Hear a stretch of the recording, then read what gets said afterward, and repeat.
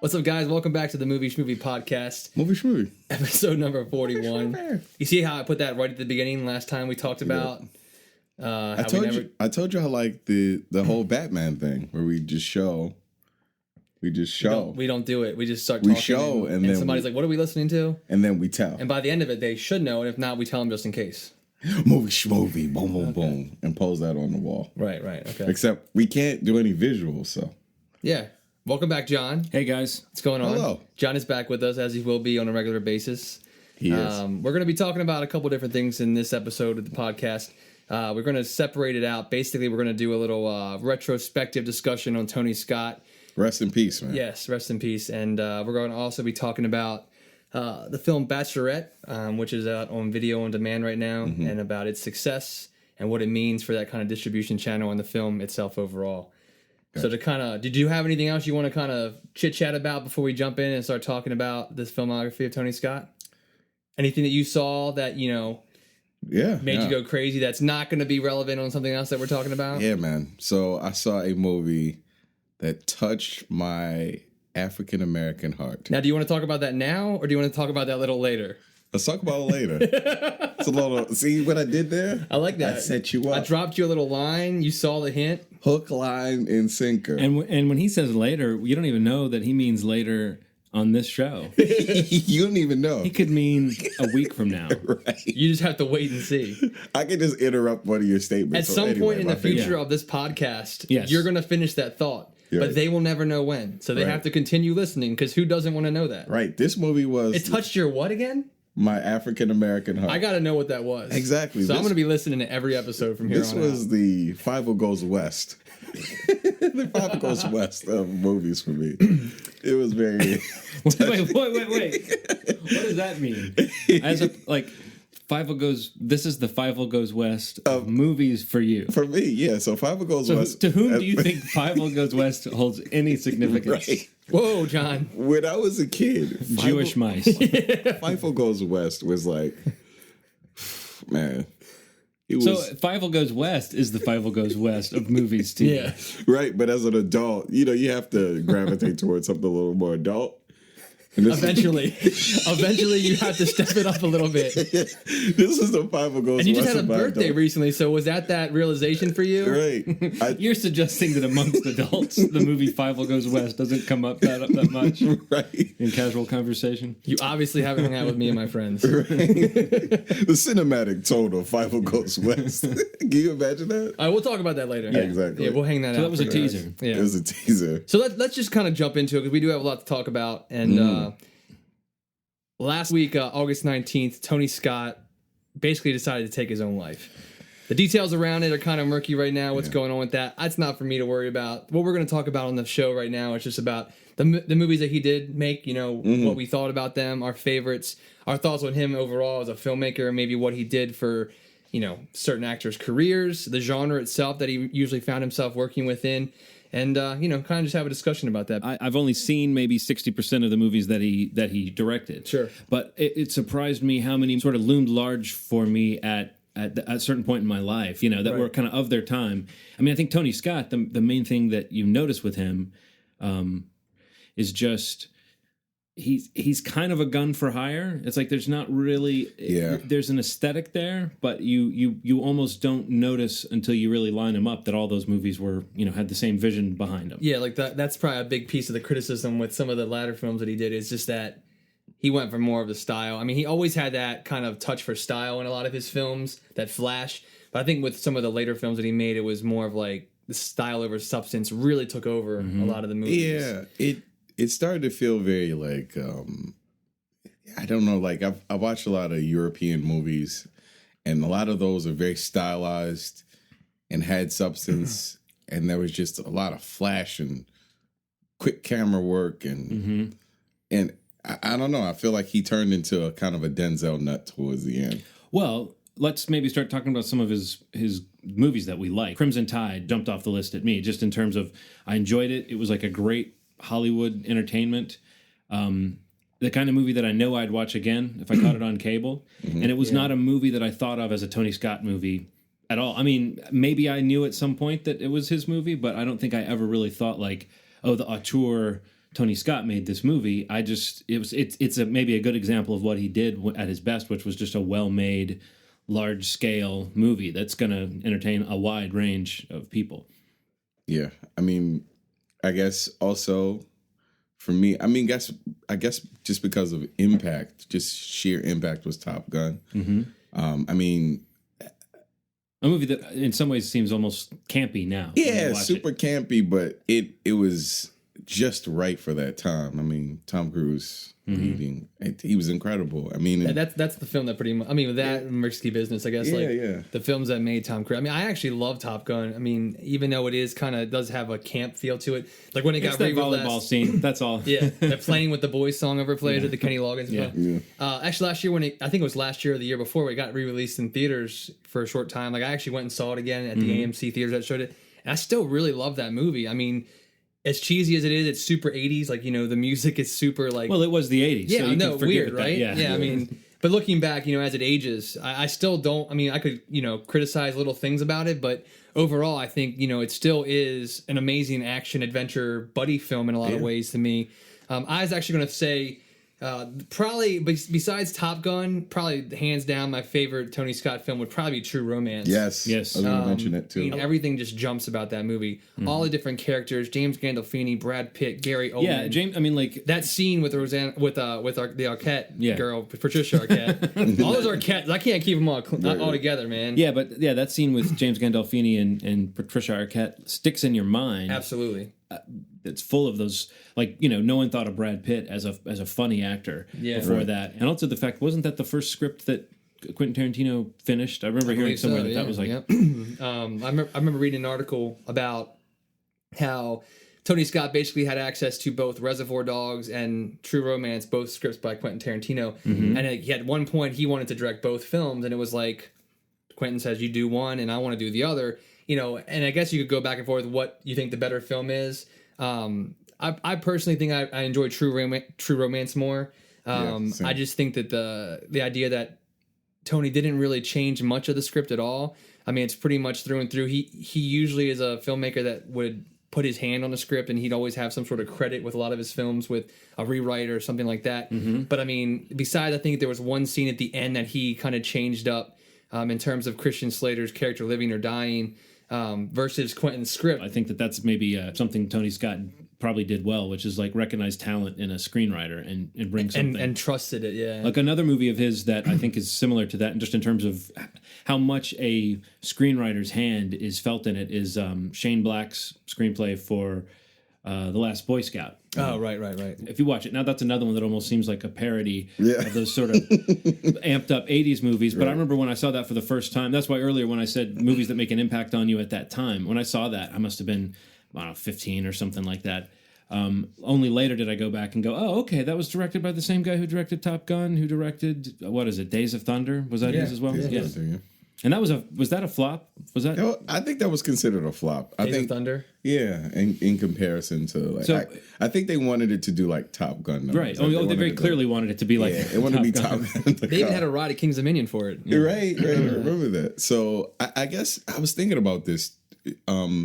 So I think there has to be a Tony Scott in a generation.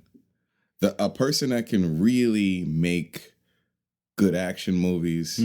They don't have to be necessarily deep. They can have a line or two that's insightful. There's nothing wrong with making a fun ride. You know what I mean? Just a popcorn movie. And I guess I forget that sometimes because I've become so pretentious when it comes to my choice in movies. That those are some of the movies that define... You really have, Ronald. It's something we need to discuss off record. It's defined kind of my love for movies. A lot of those movies define my love for movies, like True Romance and like kind of Top Gun sort of movies. There's not really one particular failure or success that, I mean, maybe outside of Top Gun and a couple others, but nothing that really defines what you would think of as a Tony Scott film, except that they all have that kind of, as you said, sort of a popcorn sensibility, and definitely there to entertain. I think it's a nice quality to have with movies.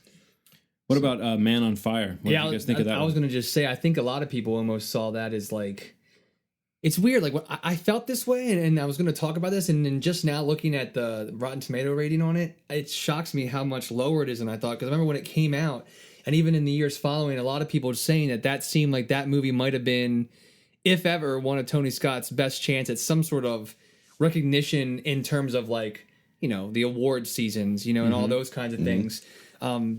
Probably my favorite one that Denzel is in by far. Of all the, well, Crimson Tide you mentioned, but I mean, Man on Fire I think is really a well balanced, you know, slow burn of a film, you know, and I, you know, having the child element in it, I really like that. And Dakota Fanning, that's when she was younger and cute still. I don't know, she kind of weirds me out a little bit now. But I'm a huge fan. I would say that's in my top 3. I would say probably Top Gun, True Romance, and Man on Fire are what I was going to bring up today. Yeah. And discuss. But like you said though, John, I think the more you look at his list of films, like there's a couple movies like I think about like The Fan with Wesley Snipes. Yeah. That's a Tony Scott film. Not a good movie by far. Yeah. And I love baseball and I'm all about just the stupid fun, like kind of like we did Last Boy Scout in the football stadium. Now let's do a baseball stadium, and it's like did not work at all. Last Boy Scout was a lot of fun. I agree with you on that. I mean, I'm a Brad Pitt man crush. I love the man. Even in Spy Game, he did. Not a fan of that film either with Robert Redford. Oh no, I didn't even see that one. I mean, didn't really make much at the box office. Another movie that I had a lot of, I guess. I noticed a lot of people were saying nice things about Unstoppable. You know, that was like his last film, and actually it's one of his most critically, you know, well received films that he ever put out. Besides True Romance, I think that's probably the highest rated film that he has on any of these meta sites like Metacritic or Rotten Tomatoes in terms of all the critical reaction. Unstoppable and actually is so good. And I actually really like Unstoppable. Okay, so I didn't see it, but it's a really solid movie. I really wanted to see it before we had this discussion because it sounded like one that might creep onto my especially when you think about it coming out after the Taking a Pelham, which was a remake. And oh my goodness, sort of a similar. It's got the train element, but there's just so much more to the chemistry between Chris Pine and Denzel. A lot there between them, and just. That's a really good example of his ability to take a bit of style, but not sacrifice substance. Because the whole film, there's a lot of tension through that whole movie. Like you genuinely don't know. You have a peace of mind, like something's going to happen in terms of who's going to survive, who's not. But there's a genuine fear of what's happening next because of what's at stake, because of the elements that these two characters are thrown into, and they're unlikely, partners in this situation. That's what creates a whole another level of the cool dynamic that they had together. But I really liked the Unstoppable. A movie I didn't really go into thinking a lot about. Enemy of the State was not bad. I like that. That's a movie that like it's one of those movies like I know I really did like it when I was younger and it came out, and even as I watch it time and again, if I catch it on TV, I'll always just watch it. Like that was an FX movie for a very long time. Yeah, you can. And anytime it came on, I was like, I'm. And they shot some of it in Baltimore too, which is kind of cool. Like to know that it's like one of those first times when I was at that age where I was like, oh man, there's actually movie making that's up on the theater screen happening in my town, which is really cool because that's when it clicked for me at that age when when it came out in theaters. I was at that age where it was kind of making sense to me. Only gross thing about watching it on TV is I had that weird pan and scan thing where it, like segmented. Like, have you ever seen pan and scan? It's like, is that where they crop it? They like crop it and then like stretch it, and they take a camera within the scene and then pan it over. Oh, I know what you're talking about. It's very weird. Yeah, that is and they did a lot for that movie, but that was a solid movie. But Unstoppable happens to be one of my favorite Tony Scott. I think a thing also, just when we talk about like Denzel, talking about him working with a lot of the same actors and his reputation and the credentials he had and the respect he had. I mentioned Brad Pitt, obviously being in True Romance and also being in Spy Game. He also, Ridley Scott produced The Assassination of Jesse James, which was a film that Brad Pitt was in. Did not see that. Which was one of my favorite movies. Yeah, by the coward Robert Ford. Casey Affleck played. He produced that film. Tony Scott did, which Brad Pitt. Again, just talking about the continuity of his working relationships. Obviously, he was somebody that people enjoyed working with, and had a lot to add to the the genre, and that's an example of him actually stepping outside of a genre, because that was like really slow Western, like you saw it at like art house cinemas. It wasn't like a big. There's also the one that I was trying to think of before, but there's also The Hunger. Never seen that. Susan Sarandon is part of a triangle with David Bowie and Catherine Deneuve. I think he's a vampire, but it might be in. I might be confusing it with another movie where he plays an alien. But yeah, he's definitely a vampire. It definitely has kind of a much artier side to it, and doesn't necessarily speak of the sort of giant action thrills he would make later in his career. But to think that he's got that kind of at the beginning of his resume just again indicates maybe this is one of those guys who a lot of what's interesting about him comes from just how he was always able to sort of fit into some popular genre of the time. He's not a guy whose career was like in trouble really at any point. Of the new breed of those last 4 or 5 films he did with Denzel, I would definitely say Unstoppable is the best. Lower points, Deja Vu. Domino. Domino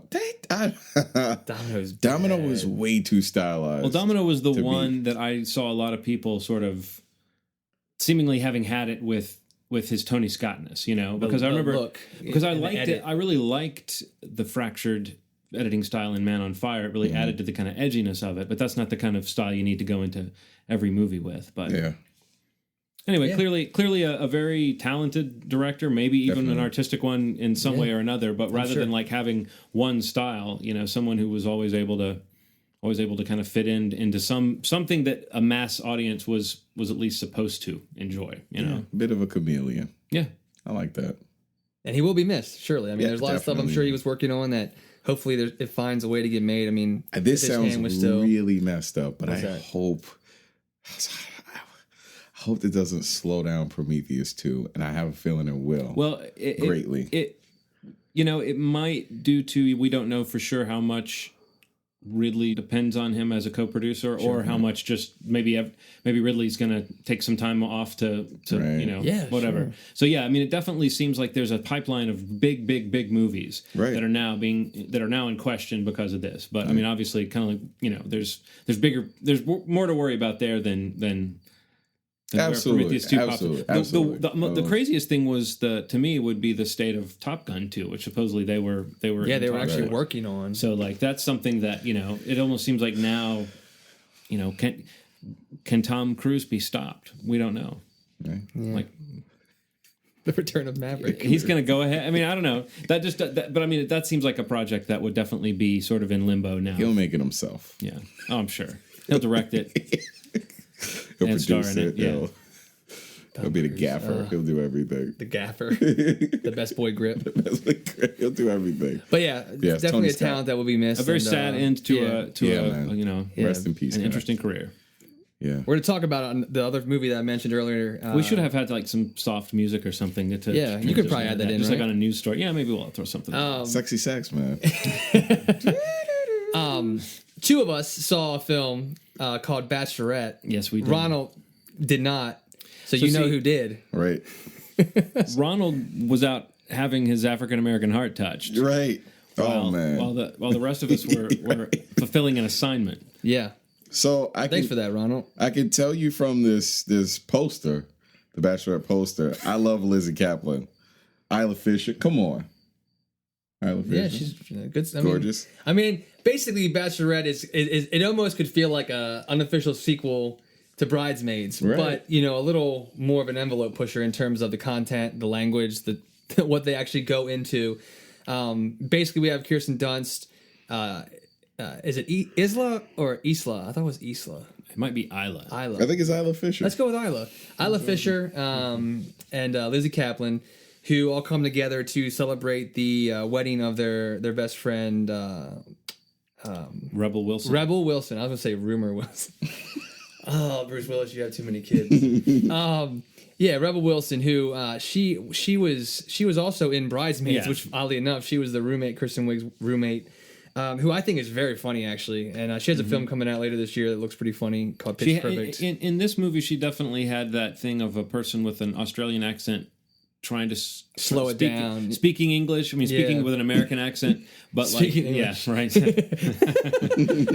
There goes all our Australian listeners. They're talking over there. Crazy talk. No, but yeah, like, it's that thing that you hear. A lot of times British actors do it, Australian actors do it. They can do a pretty good American accent, but sometimes you feel them straining against their natural tendencies. And I thought that was made her seem a little odd because I'm so used to seeing Rebel Wilson in her natural state, speaking with a regular accent. Yeah, but she was also playing more of maybe a character that's separate from her kind of comedy persona. Like she was playing more of kind of like a nice girl. Let's be honest. She's the bride. She's not the bachelorette. She's not the, the ones that... She's sort of the unlikely bride in that sense, which I guess and I would say that like, this movie was one of those where I wanted to hop on a Johnny cab and get the fuck out of there for the first maybe 15, 20 minutes. I was ready to go. Just because it was like people were so awful. They were so detestable. But then I think it just kind of turned a corner and it got to that point where you saw how the comeuppances were happening. This wasn't a movie that was going to show you a bunch of awful people and not acknowledge that they're awful people. Like this is a movie about awful people and every one of them confronts their awfulness What's so bad over about the course. That? And right. even when they started interweaving some of the male characters, which was again, you never can tell if it's like a quote unquote chick flick, if the guy characters are going to be these 2-dimensional asshole type characters. But like everybody was kind of an interesting, different kind of asshole. But it had a cast of really reliable comic actors. Like I thought Adam Scott's always really I love solid. Adam Scott. His chemistry with Lizzy Caplan was maybe the best thing about the movie. The scene when they go back to his house and listening to the Proclaimers song. Yeah. My favorite scene of the film, probably for sure. I mean, but I did enjoy the film actually quite a bit. I mean, I had a little bit of a heightened expectation for it for a few of my friends that had seen it before me because it did make its way to video on demand as its first kind of outlet to distribution, which we're going to talk about in a minute. But I think that overall, I was a big fan of it.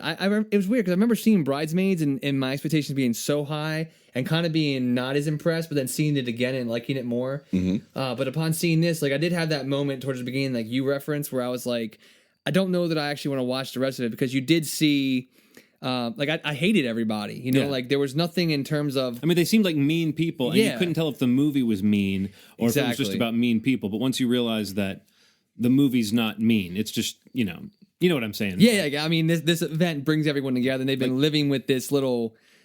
What makes them quote unquote mean, and at some point in that evening, it all kind of gets addressed in some way, or some more, I guess, drastic ways than others. But in some way or another, a lot of the characters have that resolution. Pretty funny film. I don't think there's any like hilarious scenes in it. It does play a little more. There's not a particular scene that stands out as hilarious, but there are lots of nice little character bits, and a lot of that is just because of there's a really talented cast.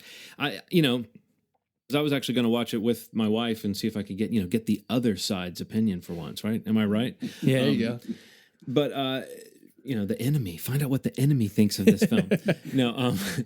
But she. I guess we just never found time to do it. And this evening, she asked me, "So should I watch it?" And I was like, I would class it alongside movies like The Change Up.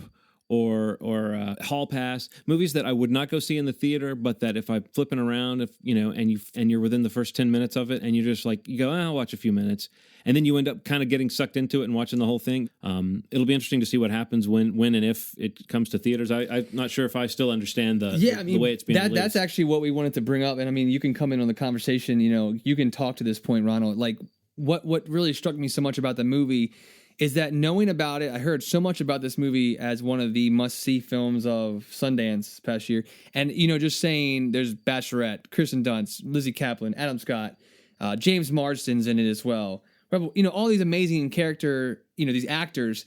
And, you didn't hear anything about a big studio going after it. Right. Coming out of Sundance, it got acquired by a new company called Radius TWC, which is created as a arm of the Weinstein Company, and they basically bought the rights to it. And their intention from day one, from what it sounded like, was to do a video on demand release for this film, which is what it had.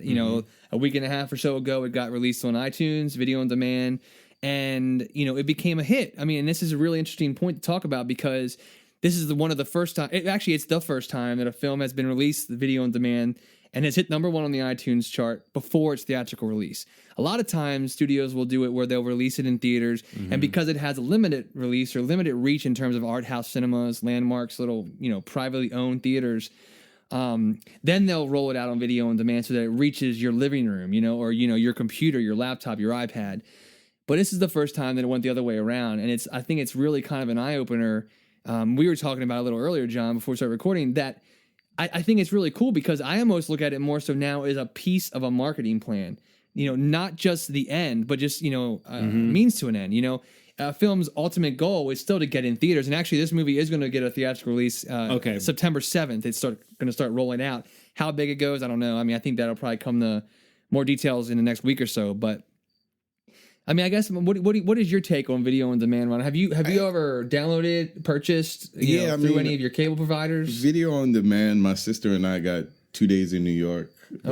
The sequel to 2 Days in Paris. Yeah.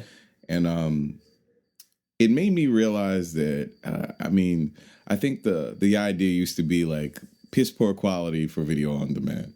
And that's not the case. It literally is a result of oversaturation and an alternative to it. You know what I mean? Like I feel like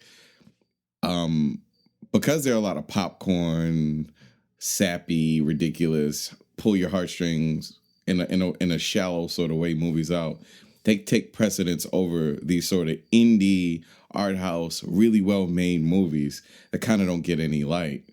And video on demand is giving movies the ability, like VHS and this movie, some light that it normally wouldn't have. Like it would take almost years, or it appeared on Netflix to actually get. So I like it. I like the route of it.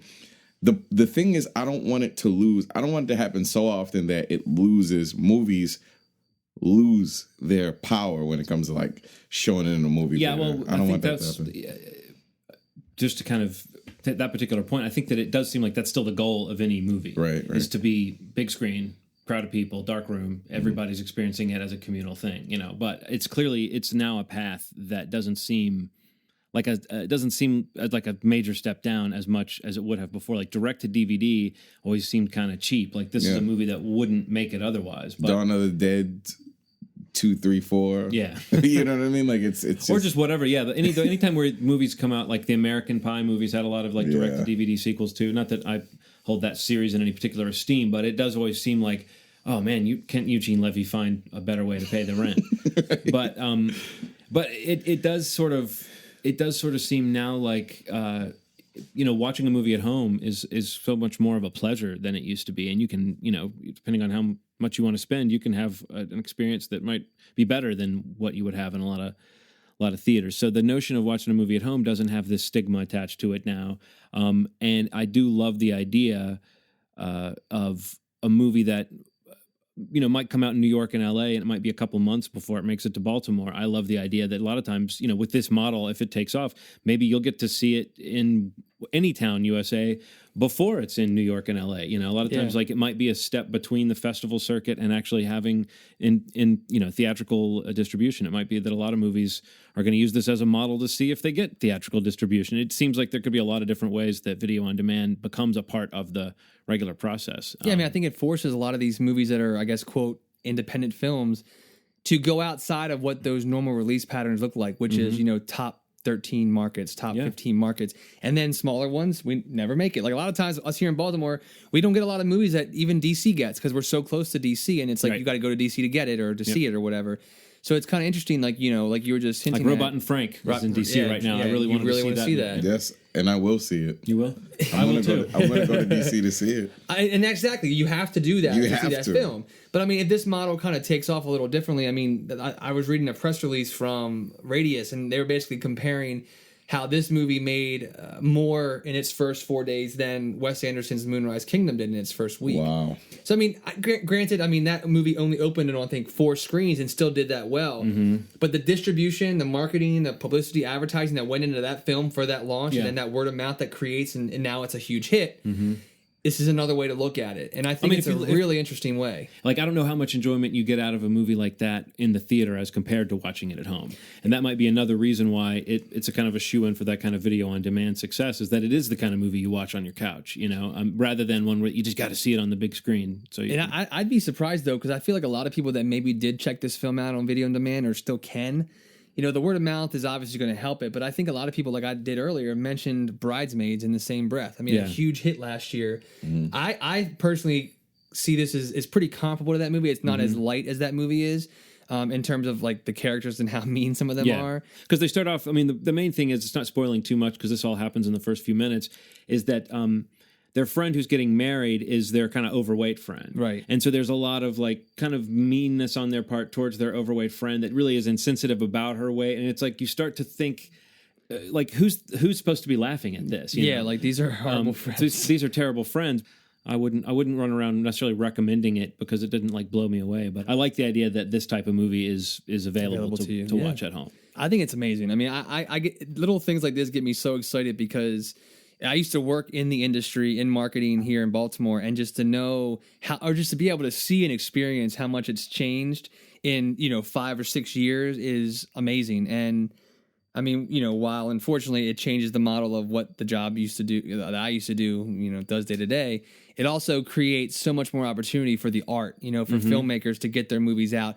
Filmmakers go to festivals. Ronald and I were at a festival this year seeing VHS, and one of the filmmakers was there. And I mean, the first thing he talked about and what the plan for this film's distribution channel was video on demand. It's like a step for that. It's like a step, it seems, for these filmmakers now. And multiple panels that I went to, people were talking about it like it almost is an in-between now, because it's going to help me get to theatrical, or it's going to help me promote my film.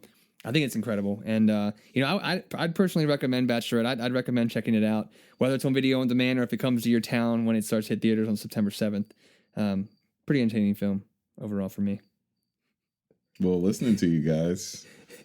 You might want to check it out now. Well, we know you have a thing for Lizzy Caplan. Yep. And you see side boob in this one. Only side boob. I don't know how you feel about side boob, but I'll settle. Okay. I mean, it's better than nothing, right? We were almost going to make it out of an episode without saying something kind of leeringly. You'll learn that very quickly, John. It comes out. It finds a way. I actually was thinking to myself, like, when this movie... Thinking that you were going to be watching it, I was like, which actress is Ronald going to pick as the person to say the creepy chauvinistic thing about? Yep. Well, I think that's going to be. I mean, I don't have anything else to add about the other title that we talked about Tony Scott. I'm going to wrap it up. We don't have anything else to talk about today, but I mean, I definitely, again, September 7th, Bachelorette comes out in theaters. Check out the website for the release pattern or video on demand. It's out on iTunes right now, or whatever cable provider you have. I'm sure it's available through multiple advertising channels. Right. Support. And if you're looking for a movie on video at home this week, go grab a Tony Scott film. Yeah. Pick any of the ones we just talked about. Even pick some of the bad ones. Have a good time. Watch a couple. Grab some popcorn. It'll be time well spent either way you look at it. And unless you have anything else to say, Ronald, any words of wisdom? I've already said the name of the podcast, so you can't do it this episode. Tune in next time to see what movie touched Ronald's African-American heart. Yes. Maybe. Dun, dun, dun. All right, guys. Thanks so much for listening. As always, you've made our day. Take care. Bye-bye.